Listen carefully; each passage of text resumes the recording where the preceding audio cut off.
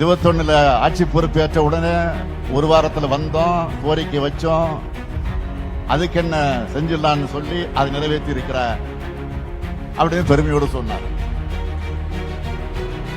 அடுத்து வருவேன்னு சொன்னார். வரத்தான் போறீங்க. இந்த நிகழ்ச்சிக்கு வந்தவுடன் முக்கியமான ஒரு திட்டத்தை தொடங்கி இருக்கிறேன்.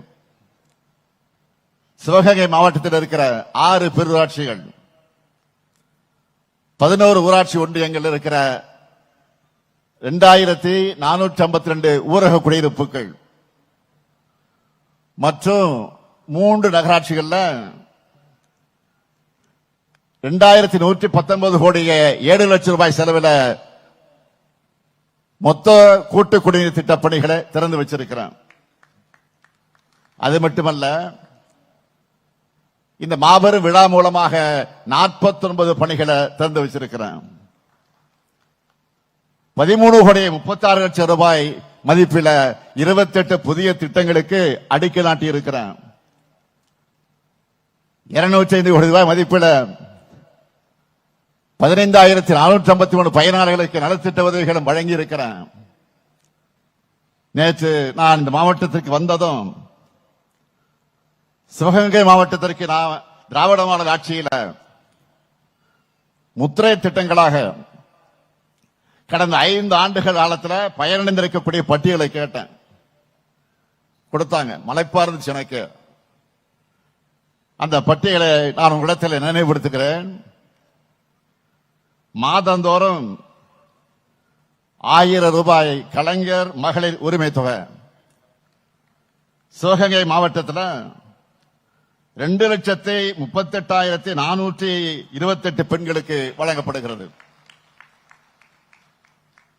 கல்லூரிக்கு போகிற 8,469 மாணவிகளுக்கு புதுமை பெண் திட்டத்தின் மூலமா 1000 ரூபாய் வழங்கப்படுகிறது. அதேபோல 6,076 மாணவர்களுக்கு தமிழ் புதல்வன் மூலமா மாதந்தோறும் 1000 ரூபாய் தரப்பட்டு வருது.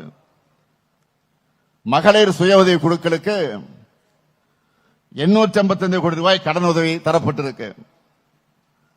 மக்களை தேடி மருத்துவ திட்டத்தில் 12 லட்சம் பேர் பயனடைந்திருக்கிறாங்க. முதலமைச்சரின் விரிவான மருத்துவ காப்பீட்டு திட்டத்தில் 1,34,000 பேர் பயனடைந்திருக்கிறாங்க. 37,000 பள்ளி குழந்தைகளுக்கு காலை உணவு திட்டத்தில் சத்தான சுவையான உணவு தினமும் வழங்கப்படுகிறது. 62,000 பேர் முதியோர் ஓய்வூதியம் பெற்று வராங்க.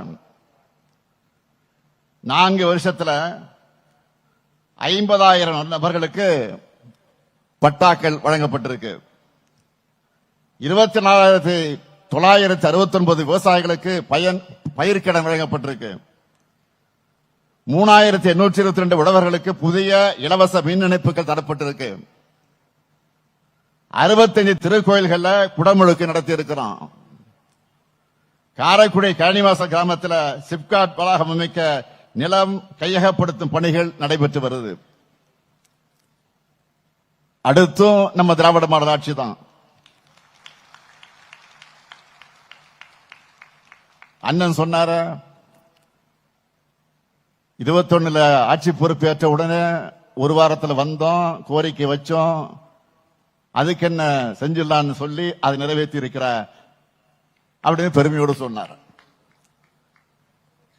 அடுத்து வருவேன்னு சொன்னார். வரத்தான் போறீங்க. அதுல என்ன சந்தேகம்? ஆக ஆட்சி அமைஞ்சதும்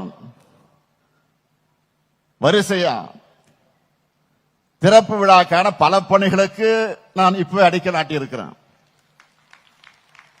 மீண்டும் சிவகங்கைக்கு வந்து நிச்சயம் அதையெல்லாம் திறந்து வைப்பேன். நம்ம அரசோட திட்டமிட்ட செயல்பாடுகளால தமிழ்நாடு வளர்ந்திருக்கிறதுன்னு சொன்னா அது நான் சொல்லுகிற கற்பனை புள்ளி விவரங்கள் அல்ல. அதையெல்லாம் ஒன்றிய அரசு சொல்லுகிற புள்ளி விவரங்கள் தான். அவங்க அறிக்கையை மேற்கோள் காட்டித்தான் சொல்றேன். தமிழ்நாட்டோட வளர்ச்சியை விமர்சிக்கக்கூடிய ஆளுநர் அவர்கள் ஒன்றிய அரசை தான் போய் கேள்வி கேட்கணும். அதுதான் இன்றைக்கு இருக்கக்கூடிய நிலை. தமிழ்நாட்டுக்கு வந்த பிரதமர் அவர்களும் தமிழ்நாடு வளர வேண்டும் என்று பேசியிருக்கிறார். தேர்தலுக்காக பல்வேறு ஆதாரமற்ற குற்றச்சாட்டுக்களை எல்லாம் பேசிட்டு போயிருக்கிறார். 2 நாட்களுக்கு முன்ன ஒன்றிய அரசுடைய பொருளாதார அறிக்கை வெளியாகி இருக்கு. ஒன்றிய அரசுடைய பட்ஜெட்டுக்கு முன்னதான் இந்த அறிக்கை வந்திருக்கு. அதிலேயும் தமிழ்நாட்டை மனம் திறந்து பாராட்டி இருக்காங்க. புதிதாக தொழில் தொடங்குறத ஊக்குவிக்கும் நடவடிக்கையை தமிழ்நாடு அரசு மேம்படுத்தி இருப்பதா ஒன்றிய அரசு பாராட்டி இருக்கு. உற்பத்தி துறை வேலை வாய்ப்புல தமிழ்நாடு முதலிடம் ஒன்றிய அரசின் பொருளாதார அறிக்கை பாராட்டுது. பெண்களுக்கான வேலை வாய்ப்பை பெருக்கும் திட்டங்கள்ல தமிழ்நாடு தீட்டி இருக்கு. இது மற்ற மாநிலங்களுக்கு முன்னோடின்னு பெருமையா சொல்லியிருக்காங்க. இந்த அறிக்கையை மாண்புமிகு பிரதமர் அவர்களும் மாண்புமிகு ஆளுநர்களும் படிக்க வேண்டும் என்று நான் கேட்டுக் கொடுக்கிறேன். படிக்காம எந்த நிகழ்ச்சிக்கும் போயிடாதீங்க. நீங்க கொடுக்கிற அறிக்கை தான் அது. உங்க ஒன்றிய அரசு தந்திருக்கக்கூடிய அறிக்கை. தமிழ்நாட்டுக்கான தொழில் முதலீடுகள் வேறு மாநிலத்துக்கு போயிடுச்சுன்னு குற்றஞ்சாட்டி ஆளுநர் அவர்கள் குற்றஞ்சாட்டி வரக்கூடிய நிலையில தான் ஒன்றிய அரசின் அறிக்கை தமிழ்நாட்டை இன்றைக்கு பாராட்டி இருக்கு.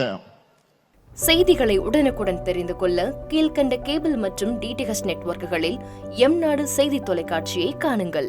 பாதகம் செய்பவரை கண்டால் நாம் பயம் கொள்ளலாகாது பாப்பா. மோதி மிதித்து விடு பாப்பா, அவர் முகத்தில் உமிழ்ந்து விடு பாப்பா. அண்மை செய்திகளை உடனுக்குடன் தெரிந்து கொள்ள இணைந்திருங்கள் எம்நாடு தொலைக்காட்சியுடன்.